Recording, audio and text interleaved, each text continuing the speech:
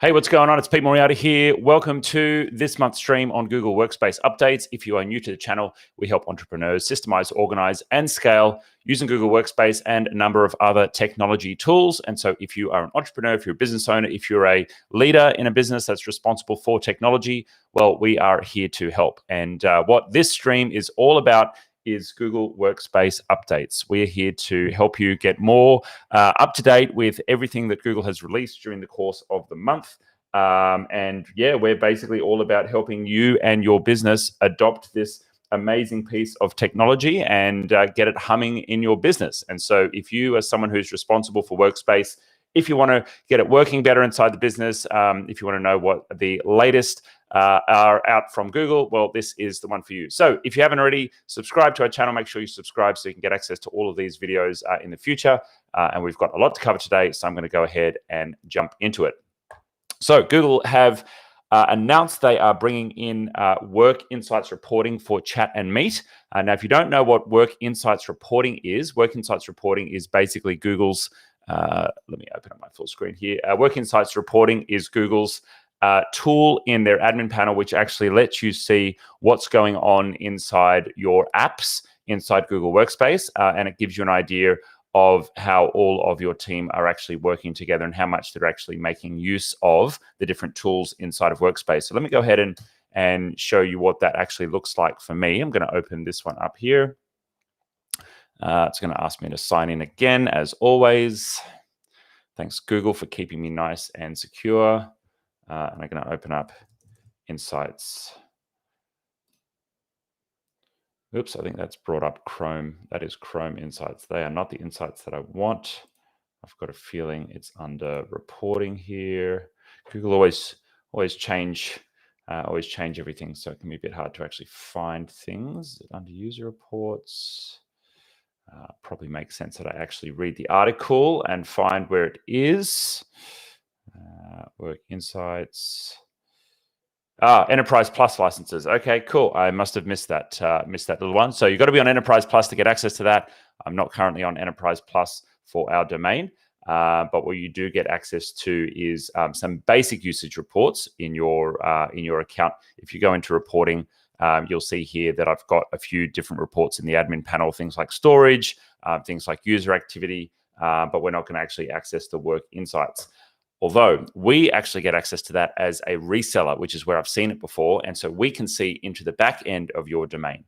And so if you're interested in having us have a look and run some of those reports for you, that we can have a look. Otherwise, if you're interested in upgrading to, looks like this is now reserved for Enterprise Plus, then you can have a chat to our team about that. Okay, next up in the news is you can now insert emojis into Google Docs, which I think is ridiculous. I want to know, if you're watching the stream or if you're watching this back later, what would you possibly use emojis for in Google Docs? I have no idea why you would use these, although I do admit I have used emojis in emails many times. And so, yeah, you can now do that just by using the @ symbol. You can open up emojis inside a Google Doc. That's being rolled out. It says gradual rollout. So it should be rolled out to most people by now as of the time of this video. Let's see if we can have a crack at it ourselves. So if we go doc.new, that will open up a new document for us. And let's see if I can do the @ sign and then just type in the word smile. No, it's not bringing it up yet. No. Okay, cool. Usually it's like a colon and then let's go dog. No, nothing's coming up. All right, cool. So it hasn't been rolled out to my domain yet, but there you go. You can now add emojis to your Google Docs. I have no idea why you would want to do that, but the feature is there if you wish, if you feel so inclined. I'd love to know what would you possibly use that for inside your business? I'd love to know. Next is an update to Dark Space, or an update to Meet. Google are actually bringing in a Dark Space theme, which is pretty cool. So when using Dark Canvas, which I don't know what Dark Canvas is, but that must be a setting that you can flick on via a Chrome policy. It looks like you can now actually get a pretty cool dark theme added to your meeting room devices. Now, I hope that this means that Google are going to start doing more dark theme things across Google Workspace. I did a video about this just recently that we published on the channel about why Google have not yet rolled out Dark Space to dark themes, to their Google Apps ecosystem and Google Workspace. Even though it's in a lot of their consumer apps like Google Keep, it's not yet in their business apps. I gave some thoughts on that in that video. But here we have what appears to be Google starting to bring some darker theme elements into some of their hardware, at least. And we will see if more of that follows with their software. So stay tuned on that. To activate this, it looks like it is part of, let me see here. Okay, so this is part of the Canvas project, which is, I think, their background project, which highlights different artists there. So it looks like you'll be able to actually adjust that. Where is that? Okay, it's an opt-in feature managed at the OU level, so that'll be hidden away in your settings for your Google Meet devices. That's in your hardware settings. You can see here, Google Meet hardware, device setting, home screen, and you can choose to go dark. Google, if you're listening, please, please, please bring more dark mode to the rest of Google Workspace. Your users want it. All right. Next up, easily search for chat spaces in Gmail. So Google are actually bringing more search features into Gmail. They're doing, a pretty big effort here to bring all of the tools and features of Google Workspace into one place inside the Gmail browser.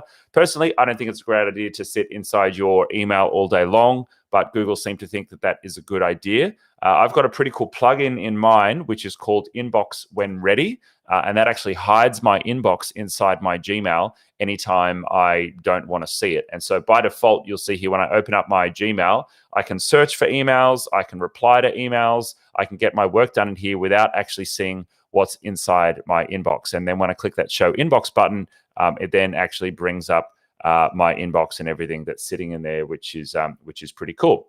So hide inbox again will remove the inbox. Now that would allow me to use chat, to use spaces, to connect to Meet. I've got my bits and pieces on the right hand side here if I want to access any of my calendar events, my Google Keep, or the other apps that I have available here. Asana, Dialpad, Google Tasks are even there as well. But personally, I don't find myself sitting in email all day long. I don't think that's the most productive place to be. Personally, my role in this business is just as talent for this, this channel, and then I'm chairman of the board for the actual business. We have a CEO running the business, so I'm not really operational as an executive in our business anymore. So less relevant for me. But if you are someone who does work on email or your team work on email, this feature is probably going to be pretty useful for you. So what does the actual feature do? Well, when you're running a search and you're inside a space, you can see here that it actually will let you search for particular spaces in your searches. And so rather than just searching for absolutely everything, it'll let you do things like search for the space names, it looks like. Just bit by bit, Google are making that one search box inside your Gmail the one place for absolutely anything that you want to search for. Makes sense. Google are the kings of search, and they want to basically have you using search as much as possible. They had lots of updates to Google Drive over the last few years, where now in Google Drive, you've got all the AI and machine learning-based recommendations for files that you might be interested in showing up immediately there in your Google Drive. They're doing the same kind of thing inside your Gmail as well. They want that to be the one hub for you doing business, so you've got everything in one place. Is it the right thing? I don't know. You let me know in the comments what you think of that. Okay. So next up, Google have an update to sharing. And so visitor sharing is the ability to share documents via a PIN code, which is pretty cool. So this is for sharing things with people that are outside your Google account. And you may not know that this actually exists, but I'll open up the visitor sharing and share a little bit about what that is about there. So you can see you can actually share documents with what Google calls visitors. They're basically people outside of your company, but you can share a document with someone and basically have them use their email address or even their mobile phone to get a PIN code. And you can even lock down like how many days they're able to access it for and those kind of thing. You can see here there's a few little caveats to it, like visitors can't own any of the documents or the data. They stay owned by you inside your business. But yeah, that's how you use the visitor sharing feature. Now, if you haven't used it yet, let me see if I can go ahead and let's open that document again. And I'll show you what that looks like. I'm not sure if it's switched on for our domain or not, so I'm going to give it a red hot go and see what happens. So if I open up, let's make this a little bit bigger for you. If I open up the share menu, yeah, give that a name. All right, and let's see if it's going to allow me to share with someone. So let's say an email address that does not exist. See if it pops up and lets me do like a send it to this person. Yeah, no, so it's not going to give me the option. It's possible that it's not currently switched on for our domain. So I don't know. Let me go and find that document again. Where's my visitor sharing? I think I might do another video for you guys on that one. Share with people in groups. Yeah, I think we'll come back to that. We might do a if you're interested in a video on visitor sharing, we'll do a separate video on that one. Cool. Okay, let's move on to our next one. So this one is very exciting. This is a functionality that's going to allow you to do more with your spreadsheets. And so particularly for anyone who's working in finance, for anyone who's working in, let's say, oh, we've got some people on the live stream. Before I jump into that, I want to say hello. G'day, Ali. Yes, welcome to the stream. Ali, great to have you here. Ali's the number one stream fan. Thank you so much for joining. Great to have you here. Yes, you are. Thank you very much for being here. Great to have you. All right, cool. So let me get back to this one. So this next feature is super exciting for anyone who is working in the finance team inside your business, spreadsheet nerds all over the place.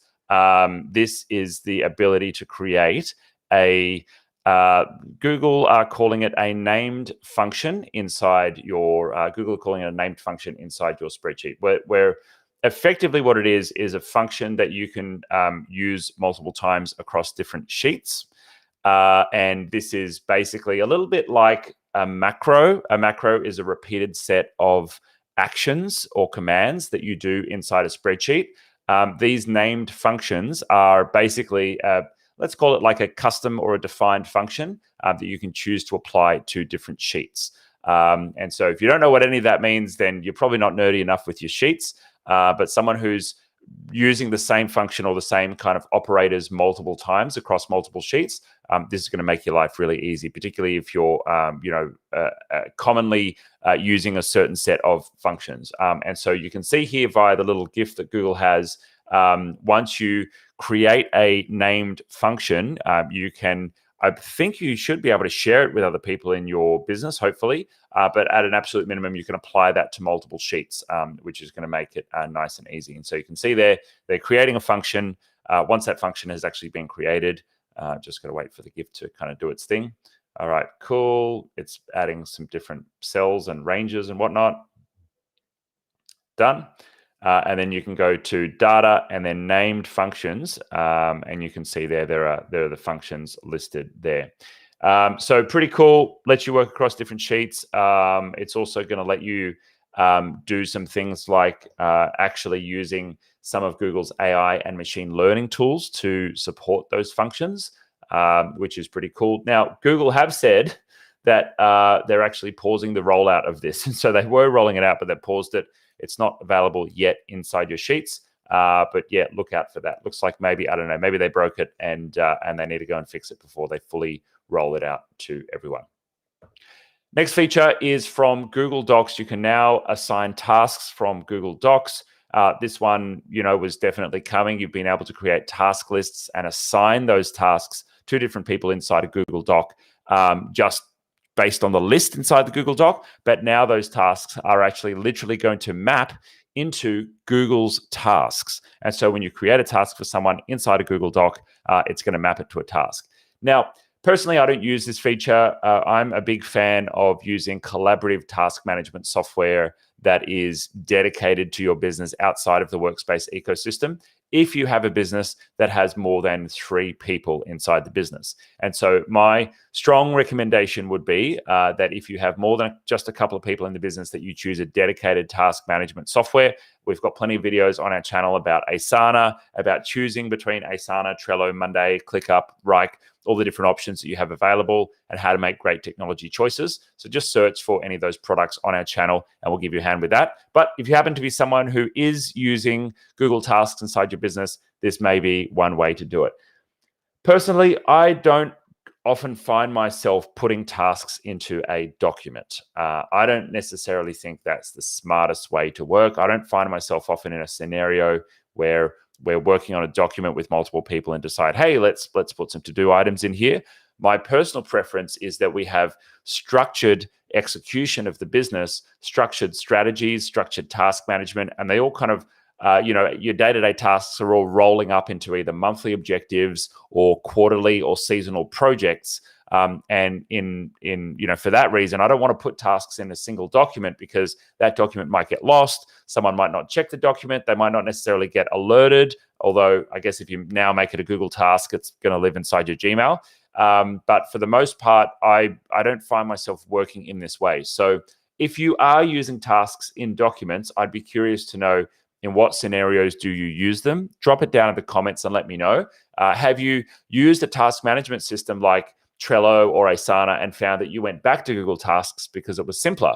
That might be one reason why you choose to use Google Tasks over something dedicated, because it's like one extra thing that you've got to pay for, one extra thing that you've got to deal with, one extra thing that you've got to get your staff to use, right? And that can be a bit of a hassle when you start stacking up multiple apps. But I'd love to know from you, if you are using tasks, I'd love to know, what's working about your tasking in the business at the moment, what's not working, and I might even do a dedicated video on that in the future sometime. Next feature is from Google Calendar, and Google are now giving you the ability to categorize and get reports on your time based on the color of events inside your calendar. Now, personally, I'm not organized enough to organize my calendar events by color because most of my events are pretty straightforward. They're just meetings. I do have a dedicated personal calendar, and my dedicated personal calendar is where I put all of my personal events. But basically, my calendar I keep pretty straightforward. I've either got personal events or I've got business events. Let me open up and maybe remove Scott's calendar there. There you go. So on my calendar here, if I open up my today's date, you'll see that I've just got one calendar for my personal stuff, one calendar for my business stuff, and I can switch them on and off. And the personal calendar is actually owned by an external domain. And so I've got my personal domain running on Google Workspace. That's called moriarty.co. And then all of my personal stuff lives in that. And then all of my business stuff lives inside my business domain. For me, that's simple. All I really care is if it's a business event or if it's a personal event. But what Google are allowing you to do is, if you are the kind of person who has all of your events in one calendar and you've organized them by color, when you're using the Time Insights feature, they are actually giving you the ability to rename those colors to certain categories. And so what that allows you to do is then run a report on those categories, which is pretty cool. So it hasn't yet been released, but you can see here that once you've named those categories, it lets you basically categorize things based on those categories, not just the colored dots. So pretty cool there if you're the kind of person who does this. I know Scott on our team is probably going to be someone who would take advantage of that.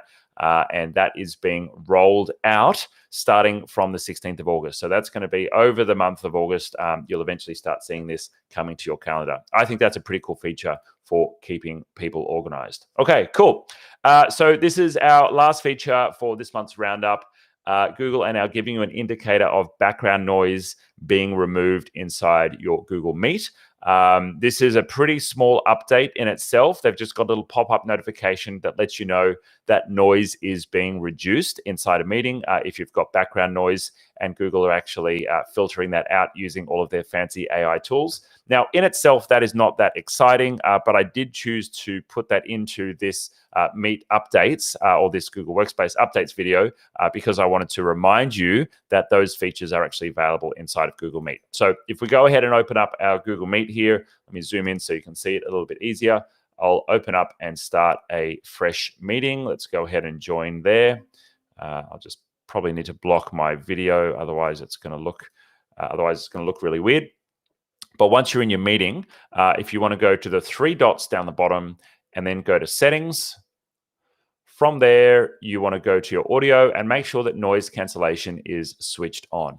Now, what noise cancellation is going to do is it's going to reduce any background noise that is not voice from entering the meeting and going across to other people. So right now I have some music playing in the background. That might be something that it helps to filter. Sometimes there might be like dogs barking or children crying, or maybe you're sitting in a cafe and there's just ambient noise around. Google's going to do its best to filter all of that out, and it does a pretty darn good job. So make sure that you have this switched on inside your Google Meet. Go and check it now if you haven't already. It also works on mobile devices as well, so make sure it's switched on there too. And that's going to make sure that you stay happy and not distracting for your other teammates inside your Google Workspace. So that's it for this month. Thanks so much for watching all of the updates. If you have any questions, you can drop them straight into the Q&A box down below this video, and I'll do my best to answer them for you. If you're interested in learning more about all the updates from Google, you can head along to the Google Workspace updates blog. That's where they put them every month. But from there, to be honest, you could go and read the blog every month, or you could just check out our live stream. I try and make it easy for you so you don't have to bother going to the blog and reading every single update, because there's lots of updates in there, and some of them are a little bit over the top. So they're boring, basically. I try and just pick out the best ones and share them with you. Okay.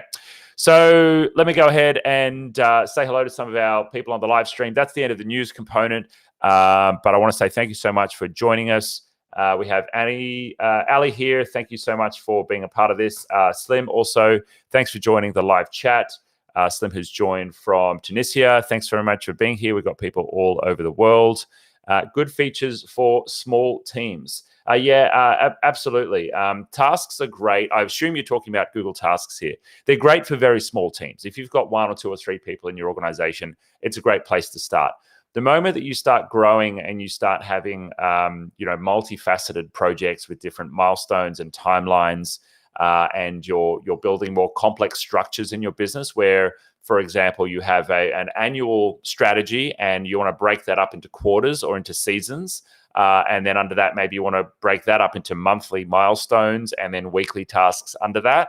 You can't do those levels of hierarchy in tasking inside Google Tasks. And so that's where it makes sense to use something like Asana, Rike, Monday, Trello, one of those other task tools where you can get a good hierarchy going. And then that subtasks will roll up into the larger strategies. We've got other videos on that on the channel, and I'm pretty passionate about running businesses using, some people use a system called EOS. We use the original system, which is called the Rockefeller Habits from Vern Harnish, who actually was one of the teachers of Gino Wickham, who wrote the EOS system. And we use that for our business to keep us on track with our systems and our processes, but also make sure we stay on mission and that we execute really well with that system as well. Wonderful. Okay. Got an update here from Ali. I loved Asana, but the team didn't. If I try and get them into another app, just talk them into password management software today. That's cool. Look, Ali, I would say you probably don't want to introduce a new technology tool. You probably don't want to introduce more than 2 per quarter onto the team, particularly if you're a small business and you're growing. So if you're a business who is going through the different stages of business growth, and we've got a great video called the Growth Roadmap on our channel. Let me show you that. So if you go to Growth Roadmap, if you just search for itGenius and Growth Roadmap, that's going to basically teach you the different stages of business, and along the journey of your business growth, what you need to be focusing on at each stage of your business. I'm going to see if I've got. It doesn't appear that I've got the roadmap here. Let me see if I can go and find it. Here we go. Cool. So here we have the growth roadmap, and inside the growth roadmap, we have the different stages of business and the different pieces of technology that you're going to need to implement at each different stage of business. And so this growth roadmap basically lets you know as you grow what's important to you, because there's thousands of pieces of business technology that you will need to implement over the course of growing and scaling your business. And you want to make sure that you do the right ones at the right time. So if you haven't already watched that video, go ahead and watch our growth roadmap video. That's going to give you everything that you need to know about that. But yes, go gently with your team. 1 to 2 pieces of technology per quarter to introduce to them, because they're going to have to go through their change management. And remember, if you're a senior leader in a business or you're an entrepreneur, you're probably going to be much more comfortable with change than the rest of your team. If you are a leader, remember that one of your skills is probably going to be adapting to change. One of your skills is probably going to be flexibility. And so if they are your core skills, you've got to remember that you're leading team members that's not necessarily their core skill. Their core skill might be stability. Their core skill might be, being able to do, more repeatable tasks. And so they are going to be challenged by change where you may thrive with change. So just remember that you're going to have that different dynamic with the people that you're managing. And that really does come into play when you're implementing technology and when you're implementing change. I have a video on our YouTube channel on, I'm pretty sure I've got ones. I'm going to Google and see if I can find it. Because we've got a video on change management.